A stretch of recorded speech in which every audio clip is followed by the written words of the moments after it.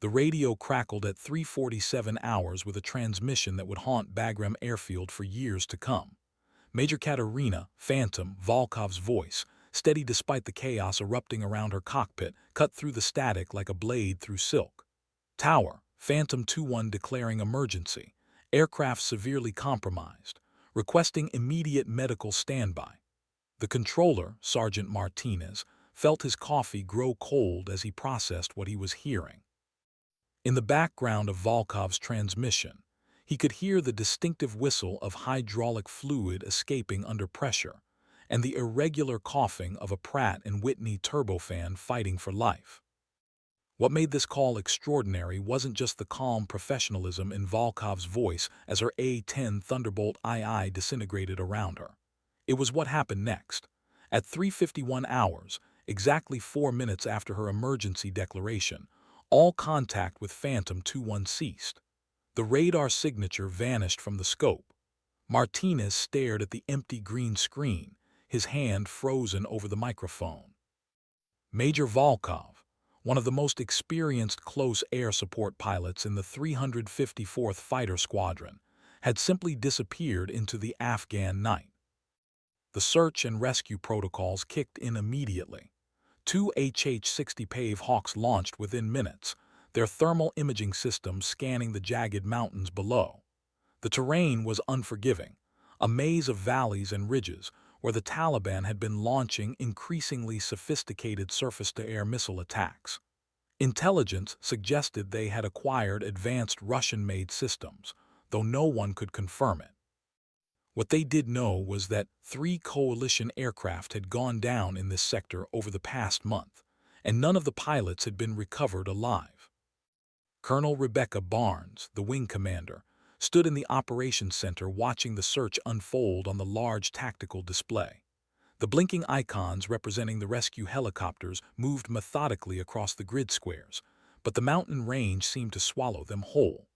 Barnes had flown with Volkov in Iraq during the initial invasion. She knew the Major's reputation for bringing damaged aircraft home against impossible odds. If anyone could survive this, it would be Phantom. But as dawn broke over the Hindu Kush, painting the peaks in brilliant amber and gold, there was still no word. No emergency beacon, no smoke signals, no trace of the distinctive twin-engine attack aircraft that had earned its nickname Warthog through decades of punishment and perseverance. Major Katerina Volkov, call sign Phantom, had vanished into the endless Afghan sky as if she had never existed at all. The clock on the operations center wall ticked past 600 hours. Somewhere in those mountains lay answers that no one was prepared to hear. The morning briefing at Bagram carried a weight that pressed down on every soul in the room. Colonel Barnes stood before the assembled aircrews, her weathered hands gripping the podium as she delivered news that no commander ever wants to share. As of 600 hours, Major Volkov remains missing in action.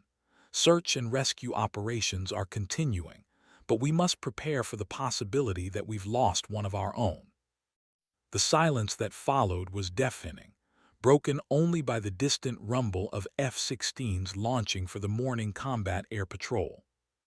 Captain Elena Viper Rodriguez sat in the third row, staring at the empty chair where Volkov usually held court with her pre-flight wisdom and dark humor.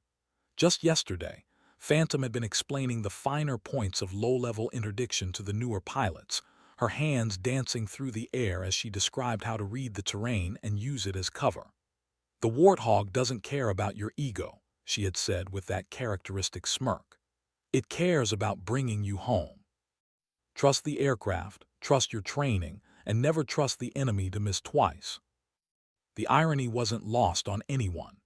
Volkov's A-10 had been one of the older airframes in the squadron, tail number 7080693, a veteran of Desert Storm that had absorbed more battle damage than any aircraft had a right to survive.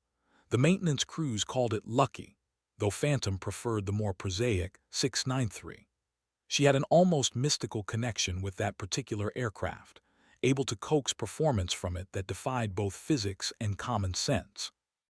Chief Master Sergeant Tommy Morrison, the senior enlisted maintainer, often joked that Volkov could probably fly a lawn mower into combat if needed. But Morrison wasn't joking this morning. He stood at the back of the briefing room, his grease-stained hands folded behind his back, watching the faces of the pilots who would soon be flying into the same hostile airspace that had claimed Phantom. The chief had been working on 693 just hours before takeoff, and the aircraft had been in perfect mechanical condition. Whatever had brought down Major Volkov, it hadn't been maintenance failure. The Taliban had been unusually quiet since the incident, which worried intelligence analysts more than radio chatter would have. When the enemy went silent, it usually meant they were planning something significant or trying to cover their tracks after a major success. The loss of a coalition pilot was always a propaganda victory, but the disappearance of an A-10 represented something more troubling, evidence that their air defenses were becoming more sophisticated and deadly. As the briefing concluded and pilots began filing out to their aircraft, Barnes caught sight of Viper Rodriguez lingering near Volkov's empty chair. The captain was one of the squadron's newer pilots, barely 6 months in theater, but she had formed a quick mentorship bond with Phantom. Now that connection felt like a wound that wouldn't heal.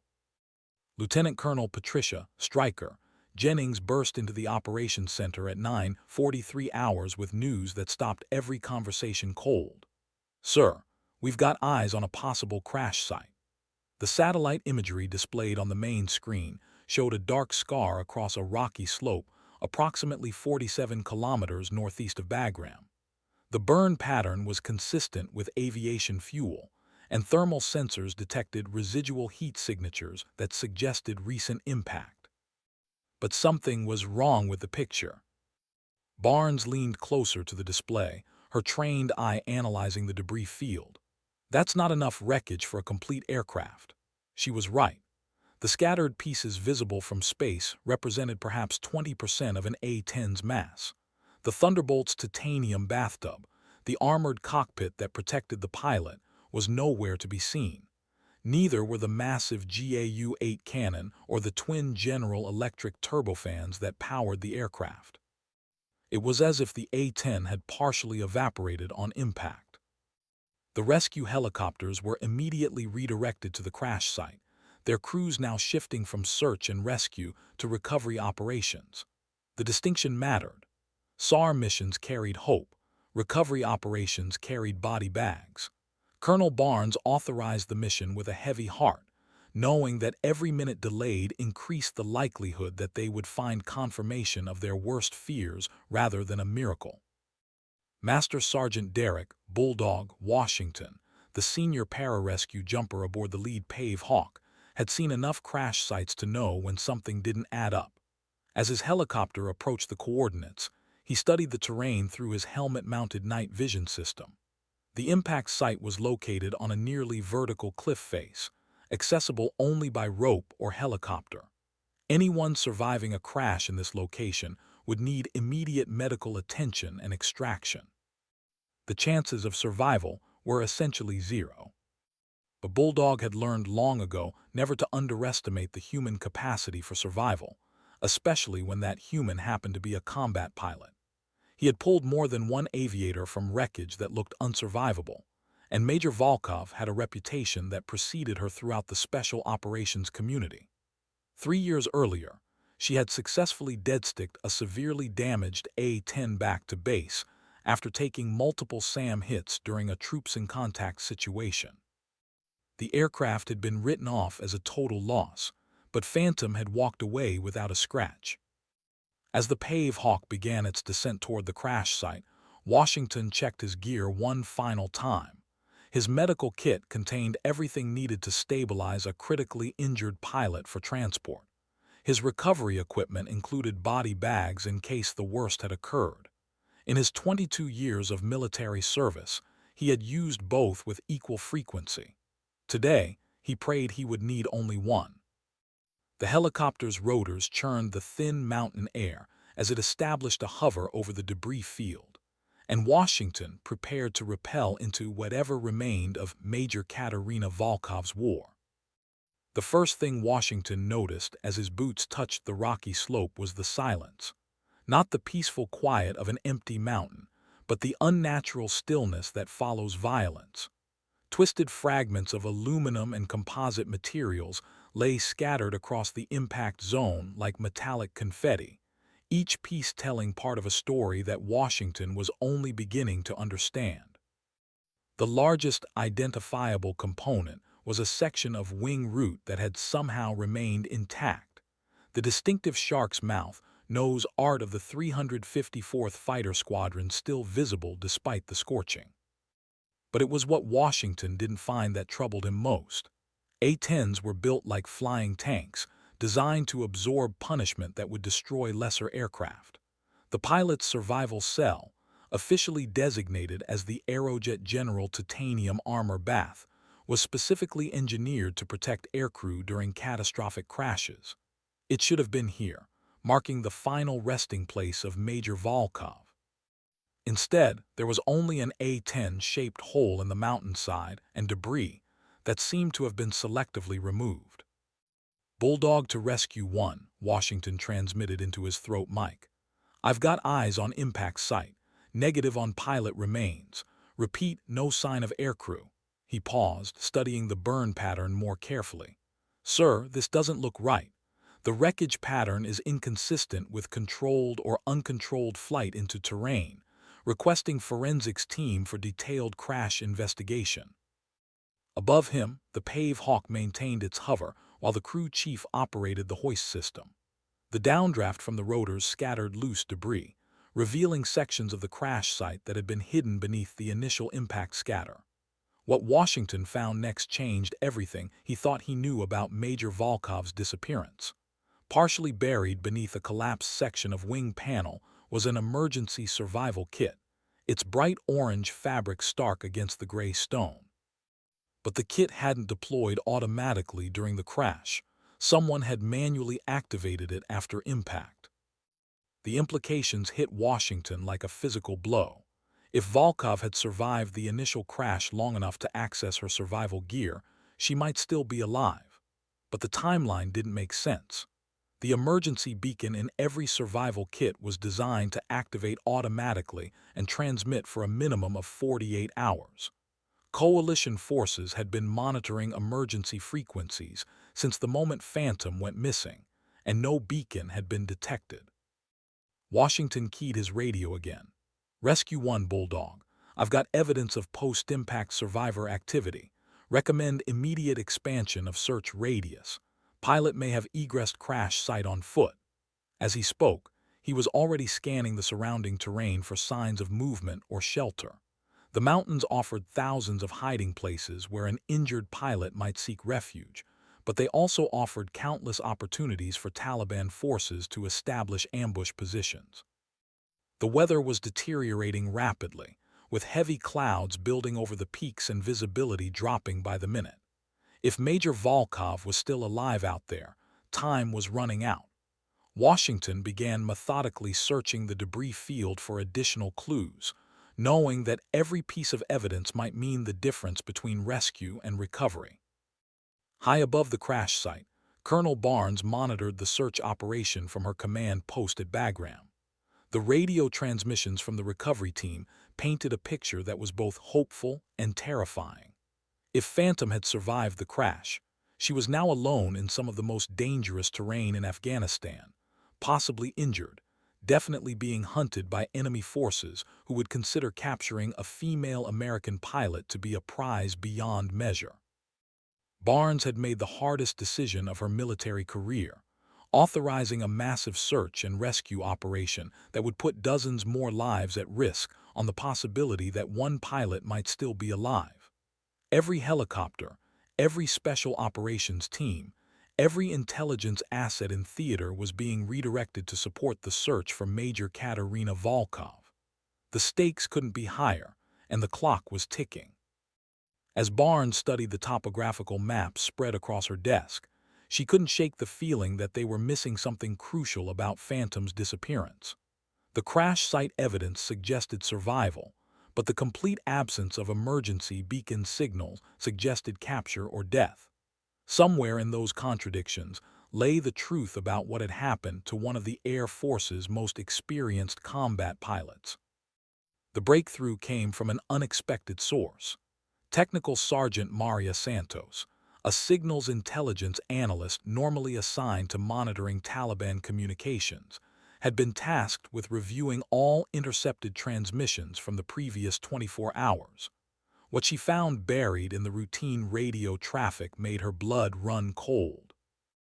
At 3:56 hours, exactly 9 minutes after Major Volkov's last transmission, Taliban fighters in the target area had begun using a new radio protocol, one that intelligence had never encountered before. The communications were brief, coded, and transmitted on frequencies that suggested the use of advanced encryption equipment. More importantly, the timing and geographic origin of the transmissions indicated that enemy forces had been positioned along Phantom's flight path well before her aircraft went down. This wasn't a lucky shot with a shoulder-fired missile. It was a carefully planned ambush using sophisticated air defense systems that intelligence had failed to detect. Colonel Barnes reviewed Santos's analysis with growing alarm. The implications were staggering. If the Taliban had acquired advanced surface-to-air missiles with the capability to engage aircraft at the altitudes and speeds typical of A-10 operations, then every close air support mission in Afghanistan had just become exponentially more dangerous. But there was something even more troubling hidden in the data. The post-shootdown communications suggested that the enemy had not only brought down Major Volkov's aircraft, but had also recovered something of significant value from the crash site.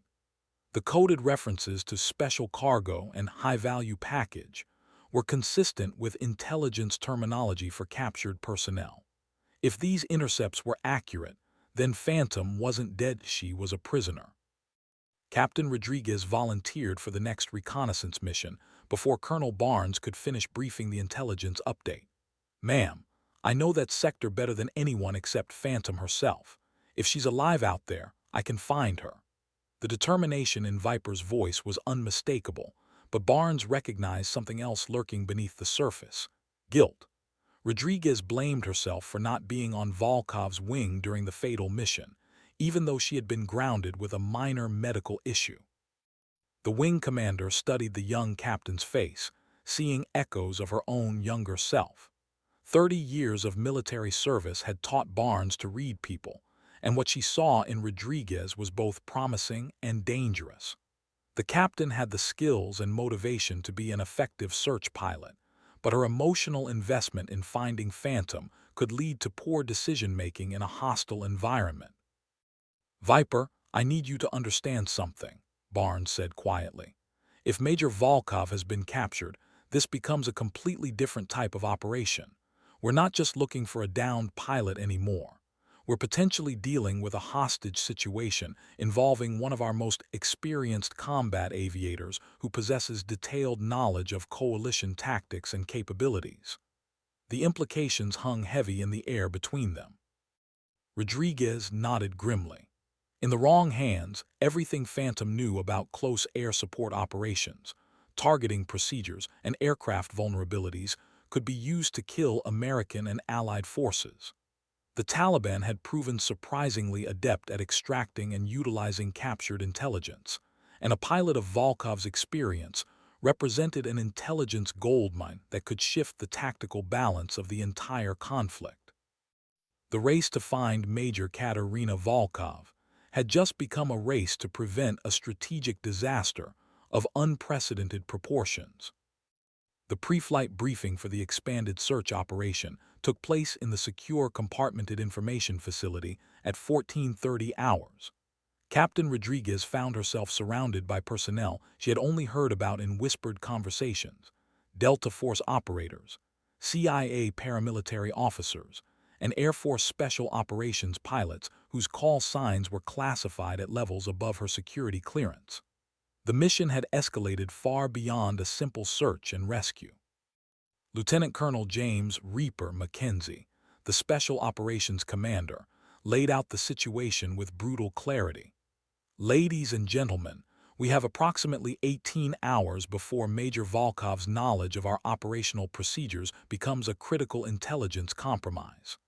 After that point, every close air support mission, every helicopter insertion, every ground patrol becomes exponentially more dangerous for American forces.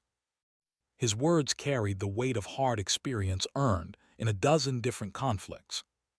The operational plan was complex and high risk.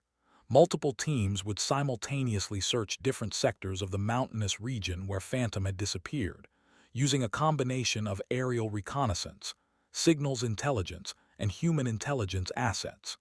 Each team would operate independently to avoid detection, but they would be coordinated through a forward operating base established specifically for this mission. The margin for error was essentially zero. Rodriguez was assigned to Delta Team, flying reconnaissance missions over the most probable search areas while Special Operations Forces conducted ground sweeps. Her aircraft would be a newer A-10C, tail number 810965, equipped with the most advanced targeting and communications systems available. The irony wasn't lost on her. She would be using the same type of aircraft that had allegedly been shot down to search for its missing pilot. Chief Morrison approached Rodriguez as she conducted her pre-flight inspection. The veteran maintainer carried himself with the quiet confidence of someone who had kept combat aircraft flying through 3 different wars. "Ma'am, I personally supervised every system on this bird. She's as ready as I can make her." He paused, studying the young pilot's face. "Phantom always said the aircraft will bring you home if you trust it. Remember that out there." The comment struck Rodriguez more deeply than Morrison probably intended. Everyone in the squadron knew about the almost mystical relationship between Volkov and her aircraft.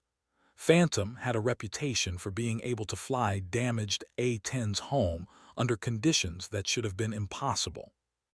Other pilots joked that she could communicate with the aircraft telepathically, but Rodriguez had seen enough of Volkov's flying to know there was nothing supernatural about it, just exceptional skill, deep technical knowledge, and an intuitive understanding of the Thunderbolt's capabilities.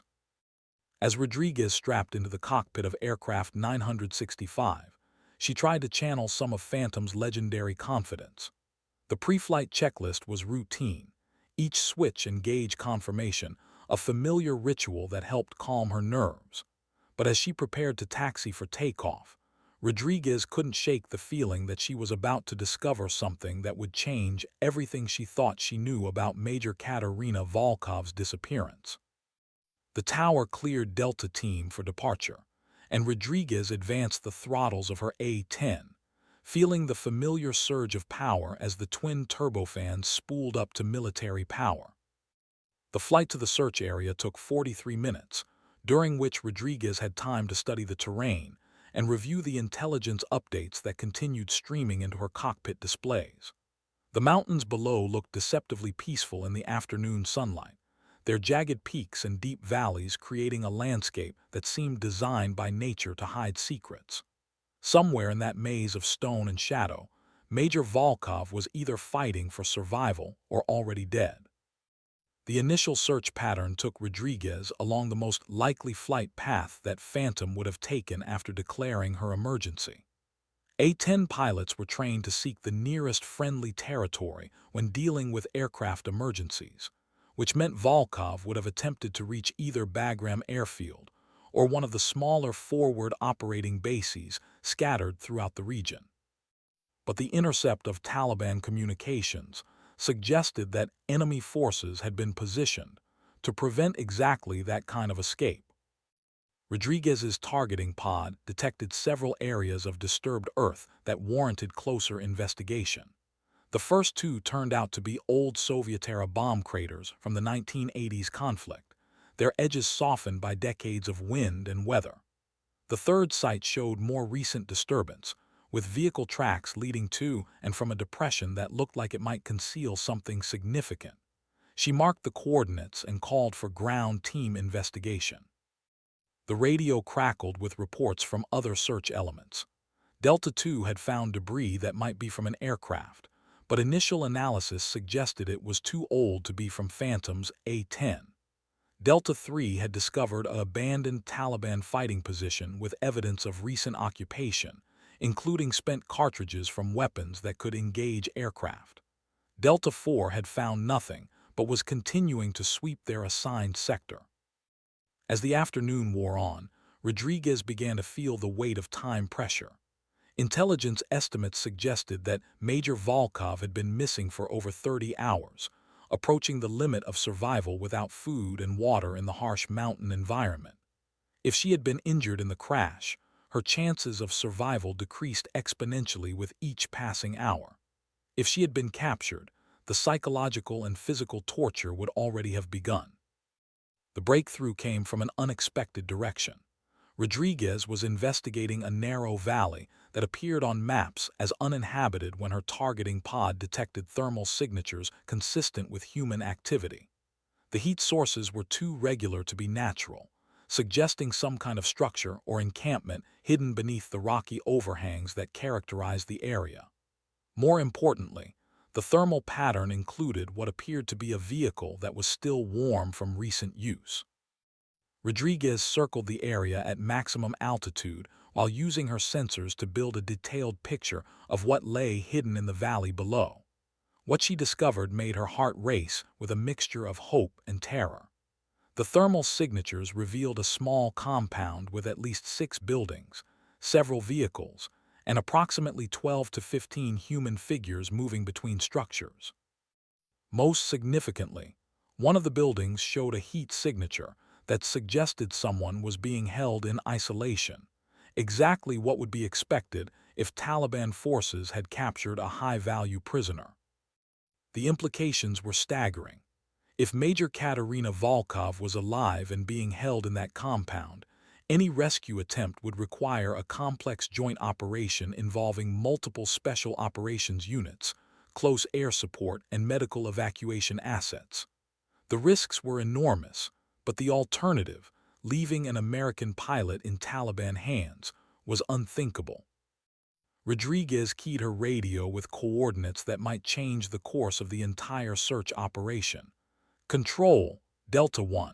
I've got eyes on a possible detention facility, requesting immediate ground reconnaissance and strike package preparation. The hunt for Phantom had just entered its most dangerous phase.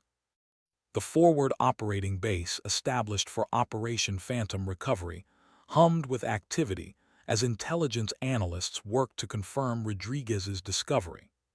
The thermal imagery from the mountain compound had been transmitted to the National Security Agency, the Central Intelligence Agency, and every other intelligence organization with the capability to analyze the data. Within 2 hours, a consensus emerged that the facility matched the profile of a Taliban detention center used for high-value prisoners. Major General Patricia Hawk Davidson, the theater special operations commander, arrived at Bagram via secured video link from her headquarters in Tampa. Her weathered face filled the main display screen in the operations center as she reviewed the tactical situation. Ladies and gentlemen, we have a narrow window of opportunity. If Major Volkov is being held at this location, the enemy will likely move her as soon as they detect our reconnaissance activities. We need to act quickly and decisively. The rescue plan that emerged from the hasty operational planning session was audacious even by special operations standards. A joint task force consisting of Delta Force operators, Rangers, and Air Force pararescue specialists would conduct a simultaneous ground assault and helicopter insertion to secure the compound and extract any prisoners. Close air support would be provided by Rodriguez and 3 other A-10 pilots, with F-16s providing top cover against any Taliban air defenses that might reveal themselves during the operation. Captain Rodriguez found herself assigned a critical role in the mission. Her familiarity with the target area and her emotional investment in finding Phantom made her the logical choice to provide close air support during the most dangerous phase of the assault. She would be responsible for suppressing enemy defensive positions while the ground teams maneuvered into position, a task that required precision flying under combat conditions that would test every aspect of her training. The mission briefing took place at 21:30 hours in a secure hangar at Bagram. Rodriguez looked around the room at faces that represented the elite of American Special Operations Forces, men and women who had spent years perfecting the art of rescuing captured personnel from hostile territory. The weight of responsibility pressed down on her shoulders as she realized that Major Volkov's life would depend on her ability to deliver accurate firepower at precisely the right moment. Master Sergeant Washington, the pararescue specialist who had investigated the original crash site, approached Rodriguez after the briefing. "Ma'am, I want you to know that everyone here believes Major Volkov is still alive. We're going to bring her home." His quiet confidence was infectious, helping to calm the nerves that had been building in Rodriguez's chest since the mission was announced. As Rodriguez walked to her aircraft for the night mission, she carried with her a small piece of metal from the crash site, a fragment of Phantom's A-10 that Washington had recovered during his initial investigation. She tucked it into her survival vest as a reminder of what they were fighting for. Somewhere in those dark mountains, Major Katerina Volkov was waiting for rescue, and Rodriguez was determined not to let her down. The engines of her A-10 howled to life in the Afghan darkness, their familiar sound a reminder that the most dangerous mission of her career was about to begin. The assault on the mountain compound began at 2:47 hours with Rodriguez's A-10, establishing an orbital pattern 3,000 feet above the target area. Through her night vision goggles and targeting pod, she could see the Delta Force operators moving like ghosts through the rocky terrain, their infrared signatures barely visible as they approached the Taliban facility. The silence was deafening, broken only by the whispered radio communications between ground units and the distant rumble of helicopter rotors as the Ranger Quick Reaction Force approached from the south. Rodriguez's targeting pod revealed details that the earlier reconnaissance had missed. The compound consisted of 7 buildings arranged around a central courtyard, with fighting positions carved into the surrounding rocks that commanded excellent fields of fire. At least 4 heavy machine gun positions were visible, along with what appeared to be a mortar pit and several sniper nests. The Taliban had turned this location into a fortress that would be incredibly difficult to assault without significant casualties. "Phantom recovery, this is Delta 6, came the whispered voice of the ground force commander. "We have eyes on target, confirming at least 12 enemy fighters in defensive positions. Request immediate suppression of the north wall gun position." Rodriguez's blood ran cold as she realized the magnitude of the firepower that would be required to support the ground assault. The enemy positions were dangerously close to the building where thermal imaging suggested a prisoner was being held. The first phase of the attack required surgical precision that tested every aspect of Rodriguez's training. Using her targeting pod to designate the exact location of the Taliban machine gun nest, she rolled her A-10 into a steep dive and released a single AGM-65 Maverick missile. The weapon's infrared seeker locked onto the target and guided itself to impact with devastating accuracy, eliminating the gun position in a brilliant flash that lit up the entire valley. But the Taliban fighters were far from defeated. As soon as Rodriguez's missile impacted, the remaining enemy positions opened fire on the advancing Delta Force operators, forcing them to take cover behind whatever protection the rocky terrain offered. Tracer rounds crisscrossed the darkness like deadly fireworks, and the distinctive sound of AK-47 automatic weapons echoed off the canyon walls. The battle for the compound had begun in earnest. Rodriguez found herself engaged in the most challenging close air support mission of her career. The ground forces were pinned down by accurate enemy fire, but the proximity of friendly forces to enemy positions made it almost impossible to employ her most powerful weapons. Instead, she was forced to make repeated low-level strafing runs with her GAU-8 cannon, placing 30 depleted uranium rounds within meters of American forces, while avoiding the building where Major Volkov might be held prisoner. The intensity of the firefight below was unlike anything Rodriguez had experienced during her previous deployments. The Taliban fighters defending the compound were well-trained, well-equipped, and fighting with the desperation of men who knew they faced certain death or capture. They had prepared this position for exactly this type of assault, and their defensive fire was accurate enough to force the Special Operations Forces to move with extreme caution. As Rodriguez completed her fourth strafing run and pulled up from the target area, she caught sight of something that made her heart skip a beat.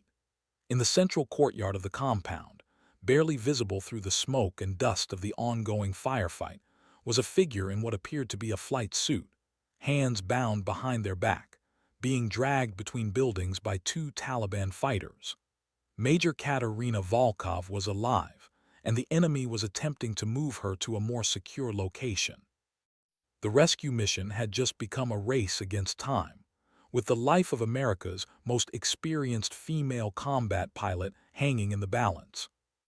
The sight of Major Volkov being moved across the compound courtyard galvanized everyone involved in the rescue operation. Rodriguez immediately transmitted the intelligence to the ground force commander while maintaining her attack orbit above the target area. Delta 6, Phantom Recovery.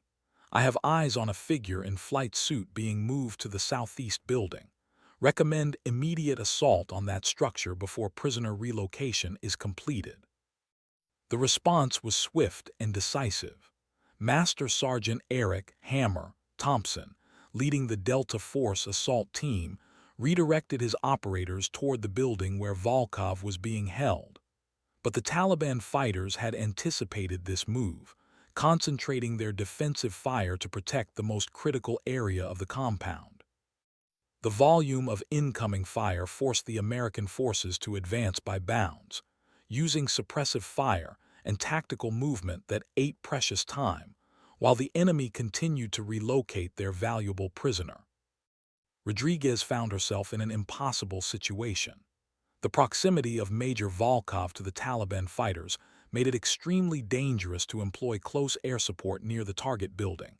But without suppressive fire from her A-10, the ground assault team would be cut to pieces trying to cross the open area between their current position and the structure where Phantom was being held. The margin for error was measured in inches rather than feet. The solution came from an unexpected source. Chief Master Sergeant Morrison, monitoring the operation from Bagram, transmitted a suggestion based on his intimate knowledge of A-10 capabilities. Phantom Recovery. Suggest minimum angle strafe with training rounds only. Use muzzle flash and noise for psychological suppression rather than direct fire support. The idea was brilliant in its simplicity. Rodriguez could use her GAU-8 cannon to terrorize the enemy fighters, without risking direct hits on the building where Volkov was held. Rodriguez adjusted her attack profile, coming in at the lowest possible angle while firing short bursts from her cannon that impacted well clear of the target building, but close enough to enemy positions to force the Taliban fighters to take cover. The psychological effect was exactly what Morrison had predicted. The distinctive sound of the GAU-8, often described as a giant zipper being ripped, was unmistakable and terrifying to anyone who had experienced it in combat. The suppressive effect lasted just long enough for Thompson's assault team to cover the final 50 meters to the target building. Rodriguez watched through her targeting pod as the Delta Force operators deployed breaching charges and prepared to assault the structure where Major Volkov was being held. Everything that had led to this moment, the crash, the search, the intelligence gathering, the complex rescue operation, now depended on what happened in the next 60 seconds. The breaching charges detonated simultaneously on two sides of the building, creating multiple entry points while minimizing the risk to any prisoners held inside. Rodriguez held her breath as she watched infrared figures moving rapidly through the structure, the distinctive signatures of American night vision equipment and weapons systems clearly visible against the heat patterns of the building's interior. Then came the transmission that everyone had been praying to hear. Delta 6 to all elements. Precious cargo secured. I repeat, precious cargo secured. Phantom is alive and mobile, beginning immediate extraction. The relief in Thompson's voice was unmistakable, and Rodriguez felt tears streaming down her face inside her helmet as the reality of successful rescue began to sink in. Major Katerina Volkov was coming home. The extraction phase of the rescue operation proved to be just as dangerous as the assault. Taliban reinforcements were converging on the compound from multiple directions, and Rodriguez's targeting pod detected vehicle-mounted heavy weapons moving through the valley approaches. The window for safe helicopter extraction was rapidly closing as enemy forces attempted to surround the American position and prevent the rescue of their high-value prisoner. Rodriguez found herself providing close air support for a fighting withdrawal as Thompson's Delta Force team moved Major Volkov toward the designated helicopter landing zone. The Taliban fighters had recovered from the initial shock of the assault and were now conducting a coordinated counterattack designed to recapture their prisoner or kill her rather than allow her rescue. The intensity of enemy fire forced the American forces to move slowly, using every available piece of cover while returning accurate fire at Taliban positions. The first helicopter to arrive was one of the HH-60 Pave Hawks that had been searching for Phantom since her initial disappearance. Master Sergeant Washington was aboard as the primary pararescue specialist, carrying the medical equipment necessary to treat whatever injuries Major Volkov had sustained during her captivity. Rodriguez provided overhead security as the helicopter established a hover over the landing zone, its rotors churning the thin mountain air while Taliban rounds impacted the surrounding rocks. Through her targeting pod, Rodriguez could see Major Volkov being carried toward the helicopter on a stretcher, her distinctive flight suit clearly visible despite the dust and smoke of the ongoing firefight. Even from 3,000 feet altitude, it was obvious that Phantom had been badly beaten during her captivity, but she was conscious and appeared to be communicating with her rescuers. The sight of her former squadron mate being loaded aboard the rescue helicopter filled Rodriguez with a mixture of relief and rage at what had been done to one of America's finest pilots. But the rescue wasn't complete yet. As the Pave Hawk lifted off with Major Volkov aboard, Taliban forces launched a coordinated rocket-propelled grenade attack that forced the helicopter to take evasive action. Rodriguez immediately engaged the enemy firing positions with her GAU-8 cannon, walking 30 rounds across the Taliban positions with deadly accuracy. The suppressive fire allowed the rescue helicopter to gain altitude and distance from the immediate threat. The medical report transmitted from the helicopter was both encouraging and sobering. Major Volkov was conscious and stable, but she had sustained multiple injuries during her captivity, including possible broken ribs, severe dehydration, and what appeared to be systematic physical abuse. Washington reported that she was responsive to medical treatment and insisting on debriefing her interrogators even before receiving complete medical evaluation. Some things never changed about Phantom. Duty always came first, even after surviving capture and torture. As Rodriguez escorted the rescue helicopter toward Bagram Airfield, she reflected on the events of the past few days. The mission to rescue Major Volkov had required the coordinated efforts of hundreds of personnel and millions of dollars worth of equipment, all focused on bringing home one American pilot who had refused to give up even in the darkest circumstances. It was exactly the kind of operation that demonstrated why no one was ever left behind, regardless of the cost or risk involved. The lights of Bagram grew brighter on the horizon as Rodriguez guided her A-10 home, carrying with her the satisfaction of a mission accomplished and a comrade rescued from the enemy's hands. The medical team at Bagram's combat hospital was waiting when the rescue helicopter touched down at 4:56 hours. Major Volkov was immediately transferred to the trauma bay, where doctors began a comprehensive evaluation of her injuries, while intelligence officers prepared to debrief her about her captivity. Rodriguez watched from the flight line as her former squadron mate was wheeled into the hospital, grateful to see Phantom alive, but shocked by the visible evidence of her ordeal. Colonel Barnes arrived at the hospital within minutes of the helicopter's landing. Her